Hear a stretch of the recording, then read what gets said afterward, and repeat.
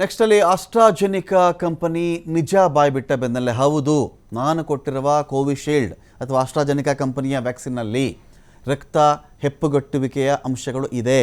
ಕೆಲವ್ರಿಗೆ ಆಗಬಹುದು, ಈ ಥರ ಕೂಡ ಪ್ಲೇಟ್ಲೆಟ್ಸ್ಗಳ ಸಂಖ್ಯೆಯಲ್ಲಿ ಏರುಪೇರಾಗಬಹುದು ಅಂತ ಬಾಯ್ಬಿಟ್ಟ ಬೆನ್ನಲ್ಲೇ ಭಾರತದಲ್ಲಿ ಅಲರ್ಟ್ ಆಗಿದ್ದಾರೆ ಜನ, ಗಾಬರಿಯಾಗಿದ್ದಾರೆ ಕೂಡ. ಎಲ್ಲ ಕೋವಿಶೀಲ್ಡ್ ಹಾಕ್ಸ್ಕೊಂಡಿದ್ರು, ಎಲ್ರಿಗೂ ಆಗುತ್ತೆ ಅಂತಿಲ್ಲ, ಕೆಲವ್ರಿಗೆ ಆಗಿರಬಹುದು. ಸುಮಾರು 700-750ಕ್ಕಿಂತ ಹೆಚ್ಚಿನ ಜನ ಹೃದಯಾಘಾತದಿಂದ ಸತ್ತು ಹೋದರು ಇದ್ದಕ್ಕಿದ್ದಂತೆ ಅಂತ ಕೂಡ ಒಂದಷ್ಟು ಮಾಹಿತಿ ಬಂತು. ಆಗ ಅಲ್ಲಗಳಿಯಲಾಯಿತು. ಕಾರಣ ಅವಾಗ ವ್ಯಾಕ್ಸಿನ್ ವಿಚಾರದಲ್ಲಿ ಮಾತನಾಡೋದೇ ಅಪರಾಧ. ಆವತ್ತಿನ ಕಾಲಕ್ಕೆ ಬೇರೆ ಜನಸಾಮಾನ್ಯರೇ ಮಾತನಾಡೋದೇ ಅಪರಾಧ ಆಗ್ತಾಯಿತ್ತು. ಅದ್ರ ಬಗ್ಗೆ ಅಪಪ್ರಚಾರ ಮಾಡಿಕೊಡೋದು ಹಾಗೆ ಹೀಗೆ ಅಂತ ಸುತ್ತೋಲೆಗಳು ಬೇರೆ ಬರ್ತಾಯಿತ್ತಾಗ.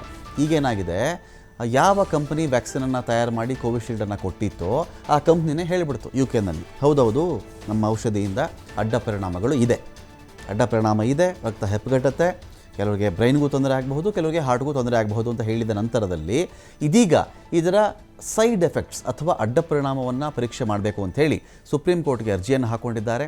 ಸುಪ್ರೀಂ ಕೋರ್ಟ್ ನ್ಯಾಯಾಧೀಶರ ನೇತೃತ್ವದಲ್ಲಿ ತಜ್ಞರ ಸಮಿತಿ ರಚನೆ ಆಗಬೇಕು ಅಂತ ಮನವಿ ಕೂಡ ಹೋಗಿದೆ. ರಕ್ತ ಹೆಪ್ಪುಗಟ್ಟುವಿಕೆ, ಪ್ಲೇಟ್ಲೆಟ್ಗಳ ಎಣಿಕೆ ಸಮಸ್ಯೆ ಬರುತ್ತೆ ಅಂಥೇಳಿ ಆಸ್ಟ್ರಾಜೆನಿಕಾ ಅಥವಾ ಕೋವಿಶೀಲ್ಡ್ ಮಾತನಾಡಿದೆ. ಈಗ 84 ಕೋಟಿ ಜನರಿಗೆ, ಅದಕ್ಕಿಂತ ಹೆಚ್ಚಿನ ಜನರಿಗೆ ಕೋವಿಶೀಲ್ಡ್ ಕೊಡಲಾಗಿದೆ. ಮೊದಲು ಕೋವ್ಯಾಕ್ಸಿನ್ ಕೊಡ್ತಾಯಿದ್ರು, ಇಲ್ಲ ಕೋವಿಶೀಲ್ಡ್ ಅಂತ ಬರ್ತಾ ಇದ್ದಂತೆ, ಸಖತ್ ಪವರ್ಫುಲ್ ಅಂತ ಇದು ಹಾಕ್ಕೊಂಡ್ರೆ ಕೋವಿಡೇ ಬರಲ್ವಂತೆ, ಇದೆಲ್ಲ ಚರ್ಚೆಯಲ್ಲಿತ್ತು.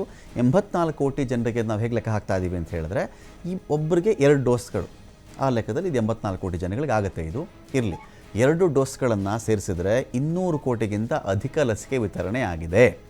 84 ಕೋಟಿ ಜನ ತೊಗೊಂಡಿದ್ದಾರೆ ಅಂತ ಒಂದು ಮಾಹಿತಿ. 2 ಡೋಸು, ಕೆಲವರು ಬೂಸ್ಟರು, ಅದು ಇದು ಲೆಕ್ಕ ಹಾಕೊಂಬಿಟ್ರೆ ನಾವು 200 ಕೋಟಿಗಿಂತ ಅಧಿಕ ಲಸಿಕೆ ವಿತರಣೆ ನಡೆದಿತ್ತು. ಭಾರತದಲ್ಲಿ ಇದರ ಬಗ್ಗೆ ಅಧ್ಯಯನದ, ತನಿಖೆಯ, ಸಂಶೋಧನೆಯ ಅವಶ್ಯಕತೆ ಇದೆ ಅಂಥೇಳಿ ವಕೀಲ ವಿಶಾಲ್ ತಿವಾರಿ ಅರ್ಜಿ ಹಾಕ್ಕೊಂಡಿದ್ದಾರೆ. ಲಸಿಕೆ ಸೈಡ್ ಎಫೆಕ್ಟ್ಸ್ ಕಾರಣದಿಂದಾಗಿ ಯಾರಾದರೂ ವಿಕಲಚೇತನರಾಗಿದ್ದರೆ, ಅವರ ಅಂಗಾಂಗ ಊನವಾಗಿದ್ದರೆ ಅವ್ರಿಗೂ ಪರಿಹಾರ ಕೊಡಬೇಕು, ತೀರಿಕೊಂಡಿದ್ದರೆ ಪರಿಹಾರ ಕೊಡಬೇಕು ಅಂತ ಕೂಡ ಈ ಮನವಿಯಲ್ಲಿ ಹೇಳಲಾಗಿದೆ.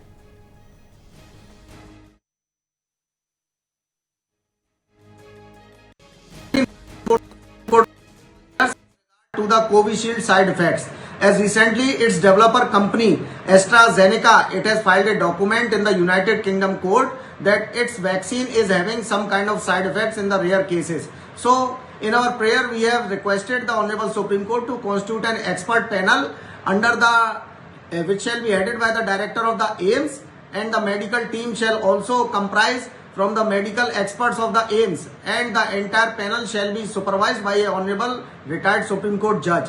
Secondly, a vaccine damaging payment system shall also be established by the Government of India, so that the person who have been severely disabled due to the vaccine, they may be compensated.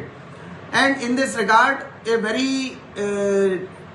a danger thing which has occurred is that after Covishield and after the vaccination process, there were several sudden accidents in which person died due to the heart attack. So what is the reality, what is the risk, and what are the side effects, that may be examined by the expert panel.